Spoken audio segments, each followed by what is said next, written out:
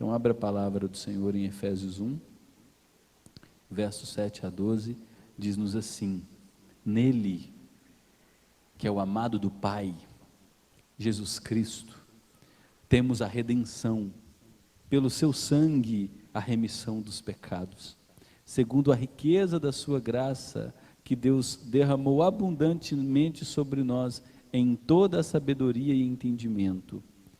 Deus nos revelou o mistério da sua vontade, segundo o seu propósito, que Ele apresentou em Cristo.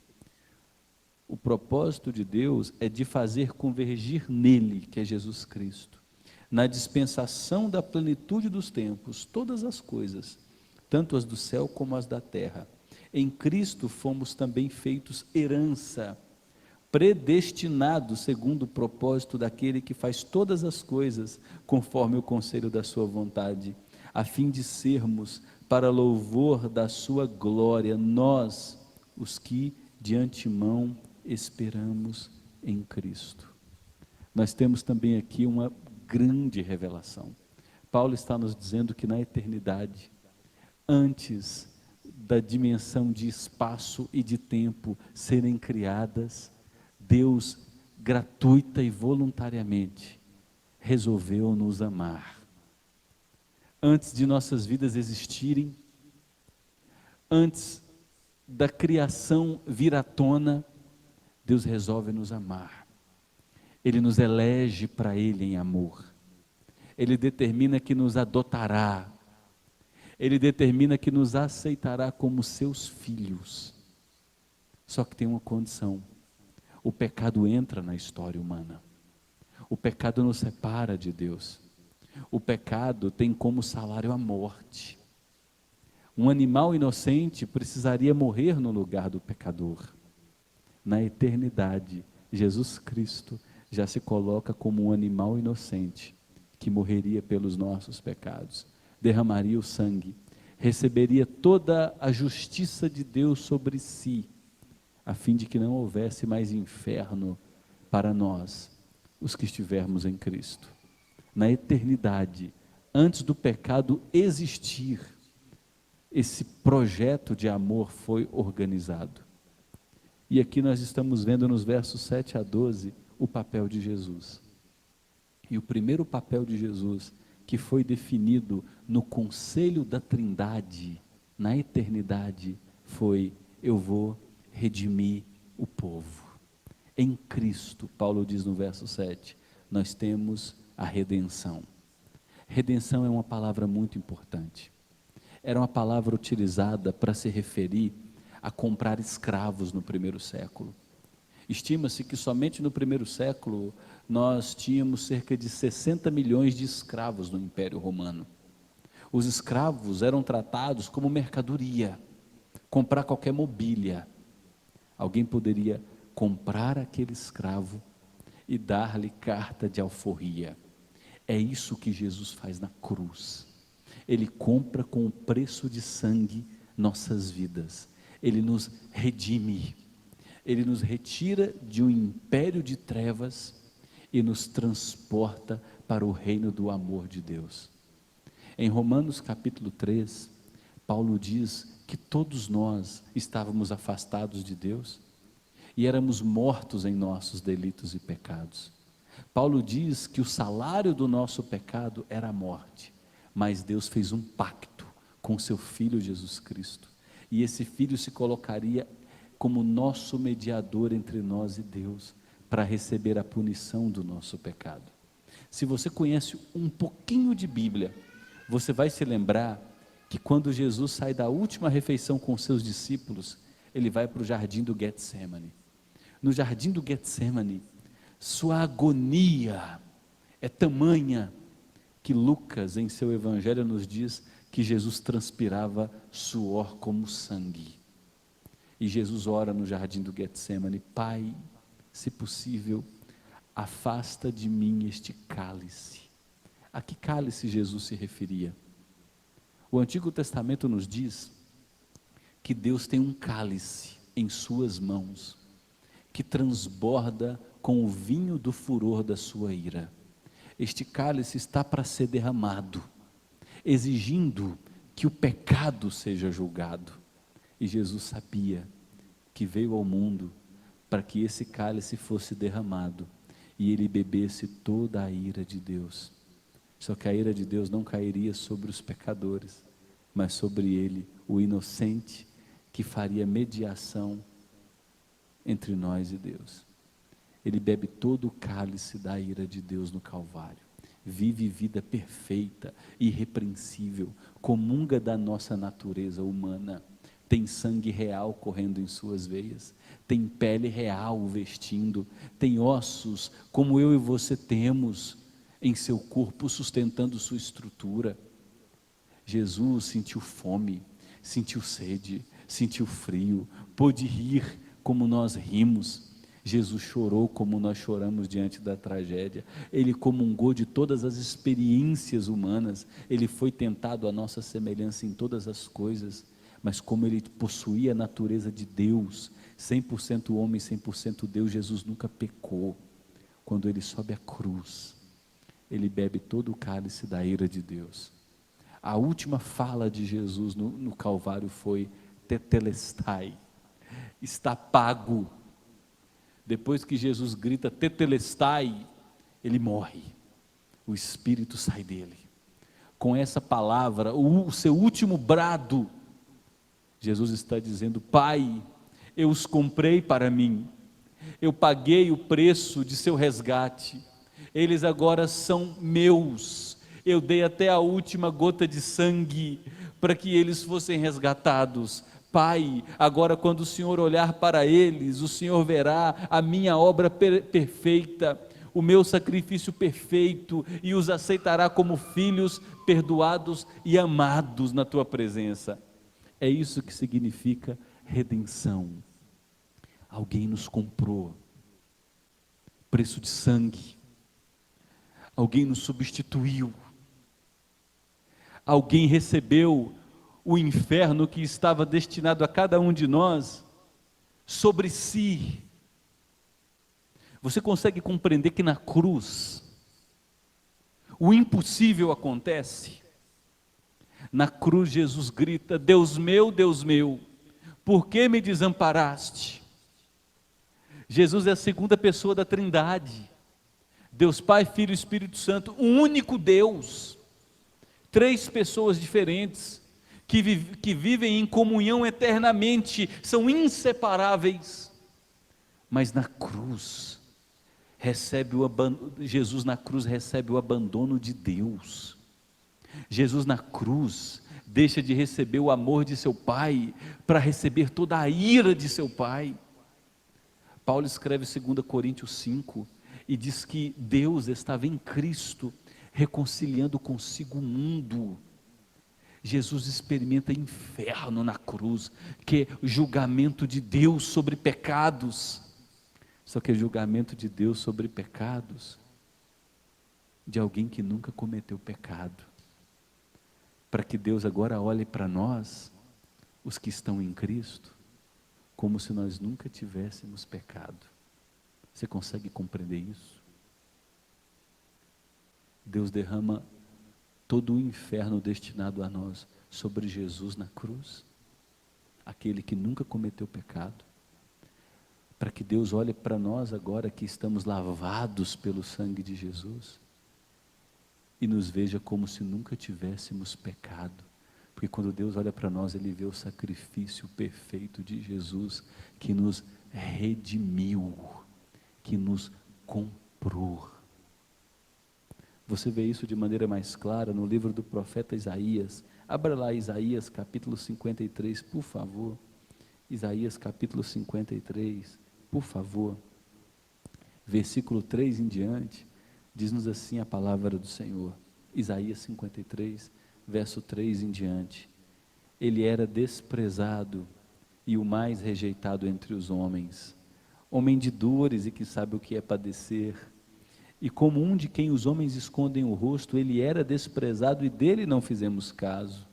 Certamente, ele tomou sobre si as nossas enfermidades e as nossas dores levou sobre si. Nós o considerávamos como aflito, ferido de Deus e oprimido. mas ele foi traspassado por causa das nossas transgressões. Ele foi esmagado por causa das nossas iniquidades. O castigo que nos traz a paz estava sobre ele, e pelos seus sofrimentos, pelas suas feridas, nós fomos sarados. Note a nossa condição de vida antes da salvação. Todos nós andávamos desgarrados como ovelhas, cada um se desviava pelo seu próprio caminho, mas Deus, o Senhor, fez cair sobre ele o pecado de todos nós. Ele recebeu o nosso inferno sobre si, para que não haja mais inferno para aqueles que estão nele. Ele foi humilhado e oprimido, mas não abriu a boca. Como cordeiro foi levado ao matador, e como ovelha muda diante de seus tosqueadores, ele não abriu a boca. Pela opressão e pelo juízo ele foi levado, e de sua linhagem quem se preocupou com ela? Ele foi cortado da terra dos viventes, ele foi ferido por causa da transgressão do meu povo. Designaram-lhe a sepultura com os ímpios, mas com o rico esteve na sua morte. Ele foi sepultado no túmulo de José de Arimateia. Todavia, versículo 10, ao Senhor agradou moê-lo, esmagá-lo. Você sabe quem é que planejou a cruz? Não foi o pecado, foi o próprio Deus. Na eternidade, Deus Pai projetou a cruz com o seu Filho, antes mesmo do pecado entrar na história, e determinou que nos salvaria, que nos amaria, que nos resgataria, que nos libertaria da maldição do pecado. Quando ele der a sua alma como oferta pelo pecado, verá a sua posteridade, prolongará os seus dias, e a vontade do Senhor prosperará nas suas mãos. Jesus verá o fruto do penoso trabalho de sua alma e ficará satisfeito. O meu servo justo, com o seu conhecimento, com a sua obra fiel, justificará muitos, porque as iniquidades deles ele levará sobre si. Jesus Cristo nos redimiu, morreu nossa morte, recebeu nosso juízo, nosso julgamento. A mão de Deus que cairia sobre nós foi derramada sobre ele. Nós seríamos levados para o matadouro, mas de lá não sairíamos. Ele foi levado para o matadouro em nosso lugar e saiu de lá ressuscitado, porque nunca cometeu pecado. E aqueles que estiverem nele também têm a garantia de que ressuscitarão em graça. Paulo ainda segue nos dizendo em Efésios capítulo 1, que Jesus Cristo nos perdoou. Nele temos a redenção pelo seu sangue, a remissão dos pecados.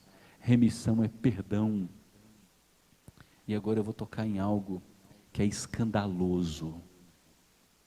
O amor de Deus é escandaloso. Jesus Cristo perdoou seus pecados do passado.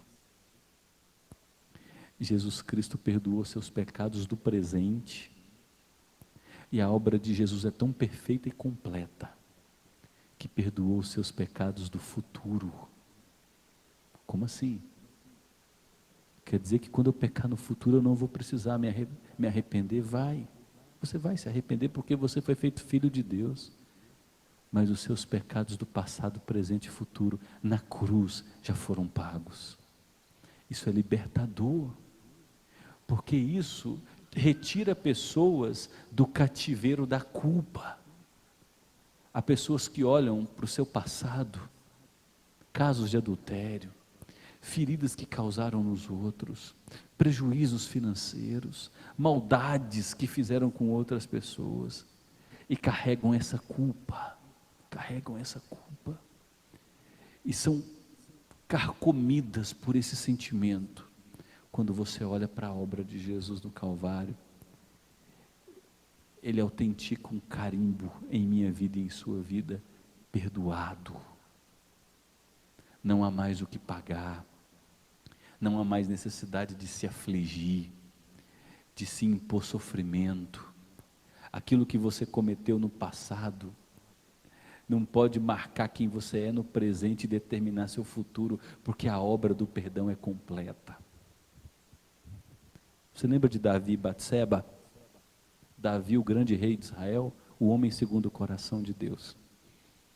Vê uma mulher tomando banho em sua casa, na laje, dorme com aquela mulher, engravida aquela mulher, mata o marido daquela mulher, mente para o seu reino todo. Davi experimenta uma tragédia pessoal e afunda seu reino em tragédias, mas ele depois se arrepende do seu pecado, escreve o Salmo 32 e o Salmo 51, e ele e Batseba fazem o quê? Seguem a sua vida juntos, da melhor maneira que podiam, perdoados. Davi, antes de Batseba, tinha 6 mulheres, sem contar as concubinas. Quando ele comete o erro com Batseba e toda aquela tragédia e se arrepende, não há registros seguintes de que Davi se casou com outras mulheres. Ele e Batseba olharam para o passado, buscaram o perdão de Deus, foram redimidos, recolheram os cacos e seguiram adiante, sem permitir que sua consciência fosse destruída pela culpa. Jesus Cristo te libertou. Jesus Cristo pagou pelos seus erros do passado. Jesus Cristo te redime pelos seus erros do presente. E Jesus Cristo garante libertação, redenção, perdão para os erros do futuro. Não carregue mais a assombração da culpa em seu coração. Eu destruí meu casamento. Eu fiz tão mal aos meus filhos, não valorizei meus filhos, cresceram, não querem nem olhar para mim. Você se arrependeu. Você foi lavado pelo vivo e poderoso sangue do Cordeiro, que foi conhecido por Deus antes da fundação do mundo, foi perdoado. Deus não se lembra mais dos seus pecados. Quer uma prova disso? Abra o livro do profeta Miqueias. E só para te dizer, Miqueias está na Bíblia, viu? Está aí no Antigo Testamento, é um dos profetas menores. Abra lá o profeta Miqueias, que vem depois de Jonas e antes de Naum. Miqueias capítulo 7, versículo 18 em diante. Olha que revelação fabulosa que nós temos no Antigo Testamento a respeito do perdão de Deus. Miqueias 7, verso 18 em diante. Quem é semelhante a ti, ó Deus? Quem é semelhante a ti, ó Deus, que perdoas a iniquidade e te esqueces da transgressão do remanescente da tua herança? O Senhor não retém a sua ira para sempre, porque tem prazer na misericórdia. Ele voltará a ter compaixão de nós, pisará aos pés as nossas iniquidades e lançará os nossos pecados nas profundezas do mar. Deus perdoa, lança nossos pecados nas profundezas do mar e se esquece. Essa é a obra de Jesus Cristo, pagar a nossa dívida, nos perdoar por completo. Mas tem mais, Jesus Cristo também nos revela a vontade do Pai. Na eternidade, Deus decretou que nós só conheceríamos a vontade dEle por meio de Jesus Cristo. Enquanto as pessoas não estão em Cristo, salvas, elas podem ler a Bíblia e a única interpretação que elas terão é que não passa de mais um livro sobre alguma história de religião, de alguma crença qualquer. Mas quando as pessoas conhecem pessoalmente Jesus Cristo como seu Senhor e Salvador, a Bíblia se torna um livro vivo.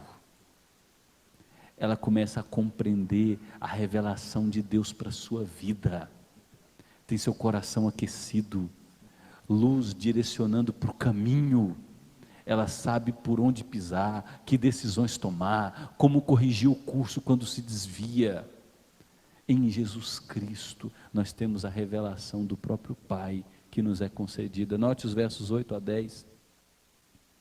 Deus derramou em Cristo abundantemente sobre nós toda a sabedoria e entendimento.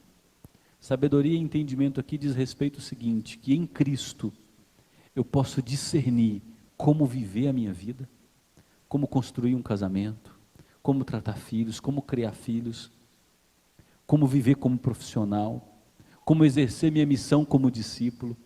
Em Cristo eu posso ter sabedoria para discernir o mal do bem, porque através do Espírito de Cristo eu leio as Escrituras, compreendo a vontade de Deus, e os meus pés são naturalmente livrados da estrada que pode conduzir à morte. Em Cristo eu adquiro entendimento para compreender a revelação de Deus para mim, para compreender o que está revelado nas Escrituras.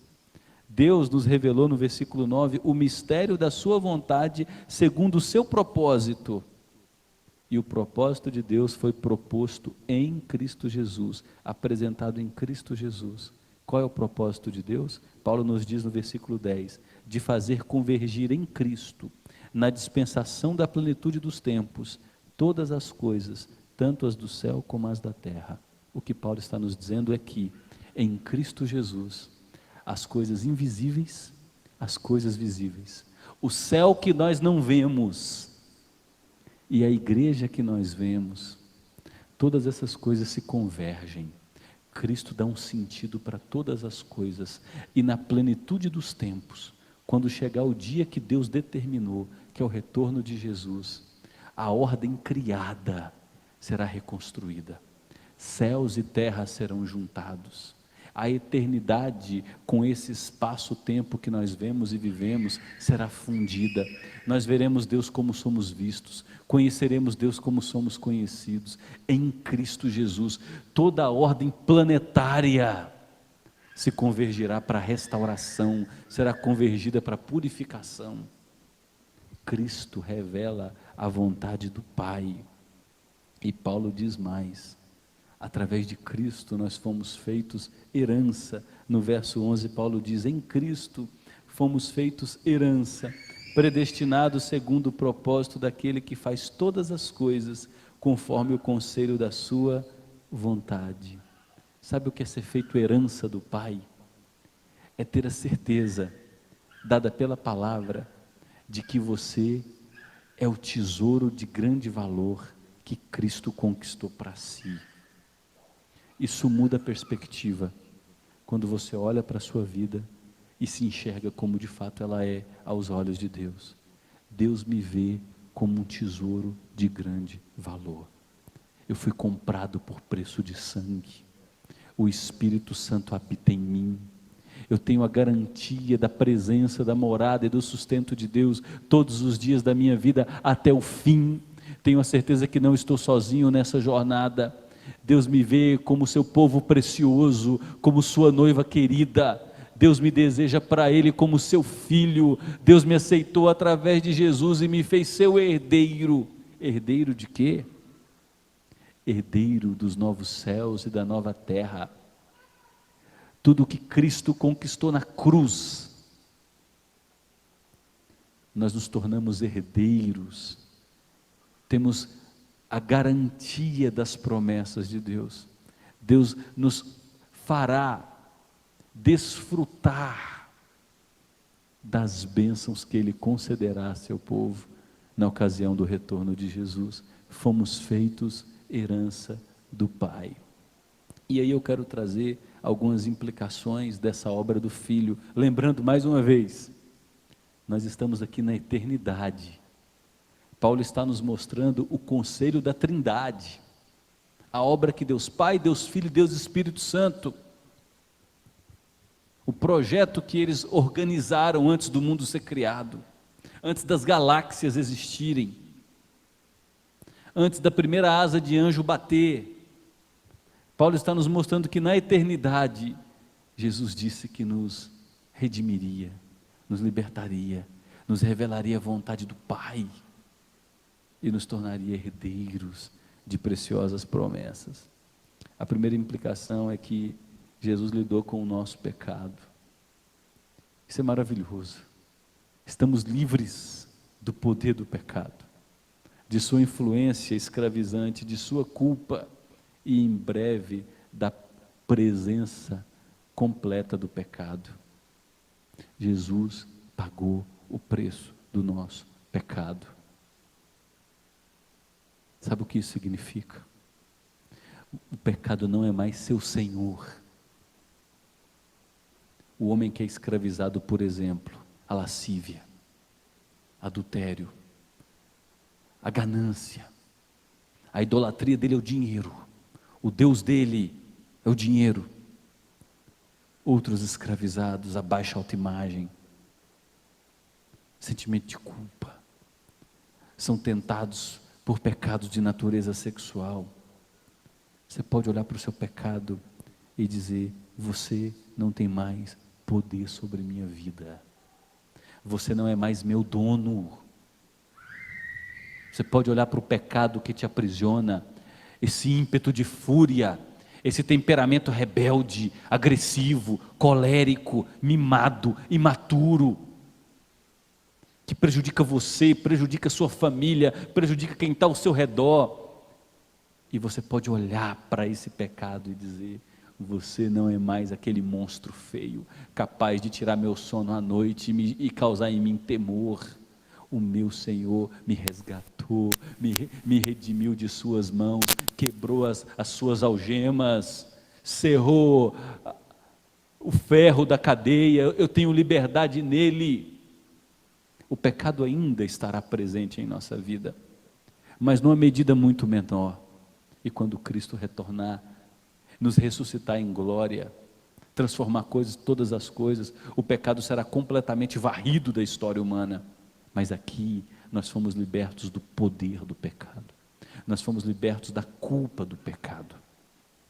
E lembre-se, você será liberto completamente da presença do pecado. Mas hoje o pecado não tem mais poder para te tornar escravo. Que libertação que Cristo realiza em nossas vidas. Você pode sair daqui nessa noite com a mente renovada, porque o Espírito de poder habita em você, e você não precisa continuar vivendo a vida medíocre e miserável que tem vivido até aqui.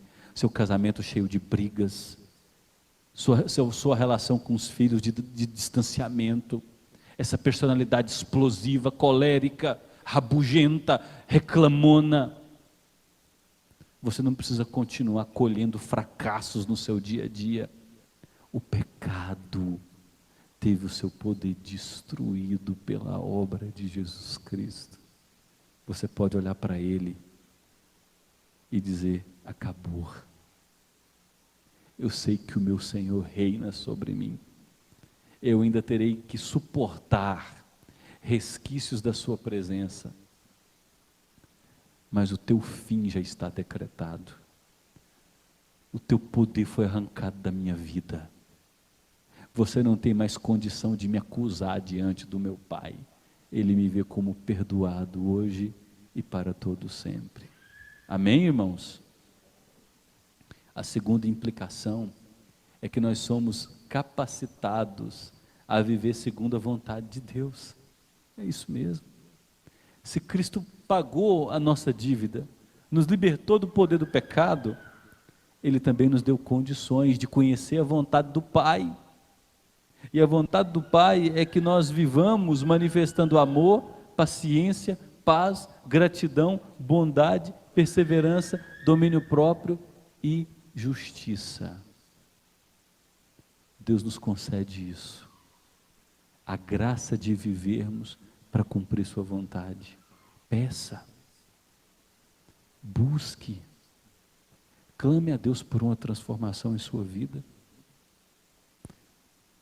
Há uma pessoa muito próxima que disse para mim assim: Renato, eu cresci vendo os meus pais viverem um inferno. Quando eu cheguei na adolescência, eu dizia para minha mãe: a única coisa que eu não quero na minha vida é casar, porque esse inferno que vocês vivem, eu não quero para a minha vida.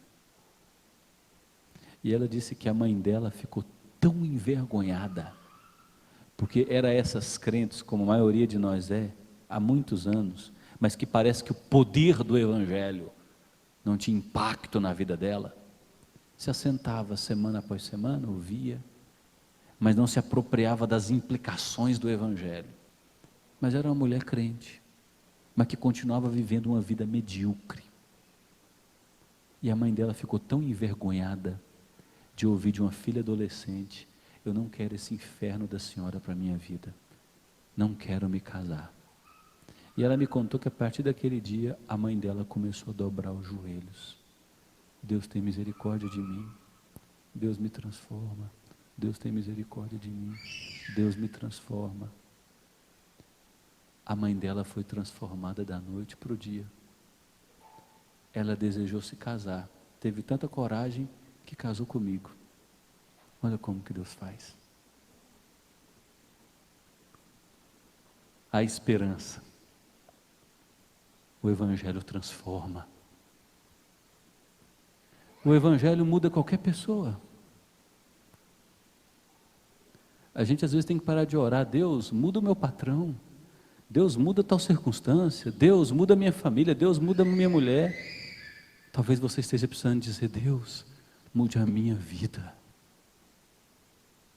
Eu preciso me apropriar das implicações da tua palavra. Eu preciso me apropriar da vida de Jesus em minha vida e começar a viver a vida de Jesus em minha vida. Porque o propósito de Deus é transformar você num pequeno Cristo. É a imagem de Jesus ser refletida em sua vida.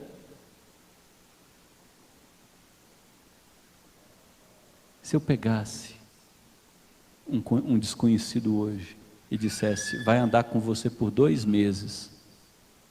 Você acordou, escovou os dentes, foi tomar seu café, saiu para trabalhar e ele vai junto. Trabalhou o dia inteiro com você, fez caminhada com você, foi para a academia com você, assistiu o que você assiste. Ele veria Jesus Cristo sendo formado em sua vida.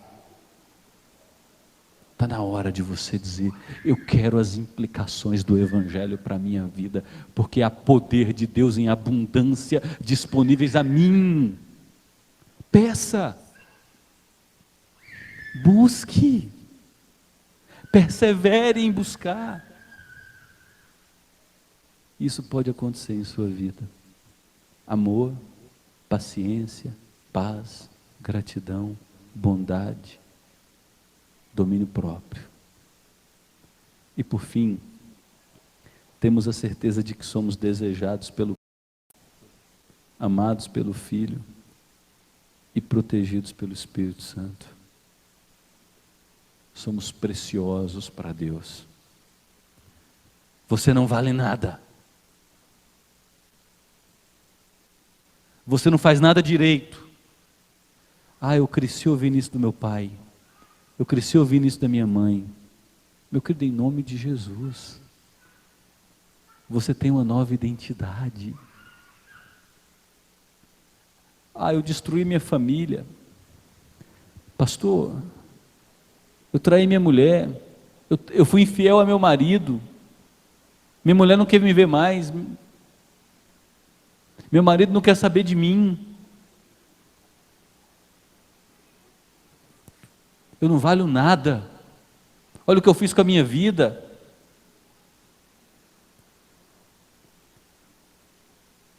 Essa pode ser a visão que você tem a seu respeito. Graças a Deus que a visão que nós temos a nosso respeito, via de regra, não combina com a visão que Deus tem a nosso respeito. A visão que Deus tem a nosso respeito é: você é precioso para mim.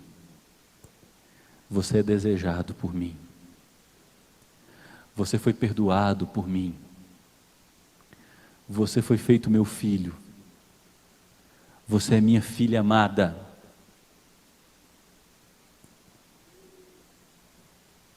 Eu habito em você. Você é minha herança preciosa. Você é meu tesouro. Você é herdeiro do meu reino. Isso muda tudo. Você não é o que as pessoas dizem a seu respeito. Você não é o que você acha que é. Mas você é o que Deus decretou que você fosse. E Ele decretou na eternidade que te amaria, te perdoaria, te resgataria, te sustentaria, te glorificaria, te tornaria herdeiro com Ele de todas as coisas, desde que você se agarrasse ao Filho, se rendesse ao Filho, que é o por meio de quem temos acesso a todas essas preciosas promessas. Você é desejado pelo Pai. Isso é suficiente para você? Para mim é suficiente. Ainda que meu pai e minha mãe me abandonem, Deus jamais me desamparará. É a Bíblia que diz isso. Nossos consultórios estão cheios de pessoas com a consciência de si mesmas sabotadas. E nós precisamos redescobrir isso aqui e desfrutar disso aqui. O pecado não é nosso dono mais. A gente pode sim, pela ajuda do Espírito Santo, viver segundo a vontade de Deus. E eu sou amado por Deus até o fim. Nem altura, nem profundidade, nem a vida, nem a morte, nem poderes, nem principados, nem coisas do presente, nem coisas que virão, nem mesmo eu posso me afastar do amor de Deus que está em Cristo Jesus. Ora, se Deus é por nós, quem será contra nós? Aquele que não poupou o seu Filho antes, por todos nós, Ele deu o Filho por nós. Será que não nos justificará? Claro que sim, já nos justificou em Cristo e nos tornou mais que vencedores em Cristo Jesus. Amém? Vamos nos colocar em pé e vamos orar. Ouça essa mensagem durante a semana. Amanhã pela manhã ela é editada, é colocada em nosso canal no YouTube, no podcast. Rumine o que você ouviu. Anote tudo isso em seu caderno de orações. Reafirme isso para a sua vida. Passe a semana pensando nisso. O que Deus fez por você em Cristo Jesus. A libertação da culpa. Você não precisa mais continuar andando sobrecarregado, carregando o mundo nos ombros, peso de culpa pelos erros do passado, escravizado a comportamentos que te destroem.